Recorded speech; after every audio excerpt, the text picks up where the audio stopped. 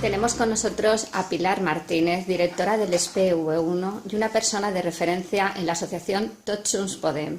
Creemos que es la persona más indicada para contestar una pregunta como esta: ¿cómo llevar a cabo una auténtica escuela inclusiva sin dejar de lado el amplísimo currículum oficial? Bueno, realmente no creo que la dificultad esté en el amplísimo currículum. Es decir, no creo que la dificultad está en el qué enseñamos, sino que la dificultad yo la centro en el cómo enseñamos. Para poder desarrollar este currículum tan amplio, dando la oportunidad de que cada uno desarrolle sus capacidades, se necesita un cambio en cuanto a la forma de enseñar.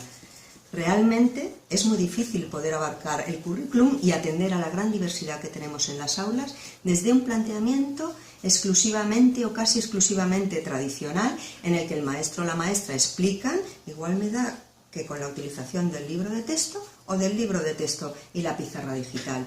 Hemos de salir de la zona de confort en la que nos encontramos. Hemos de avanzar, introducir en el aula estrategias organizativas que han demostrado que son eficaces.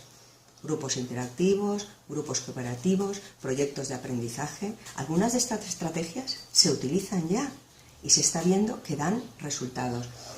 La mayoría de estas metodologías relegan el papel del libro de texto, que se ha convertido en un instrumento imprescindible y a veces en una barrera para el aprendizaje, para dar protagonismo a la interacción. El protagonismo lo tienen los propios alumnos.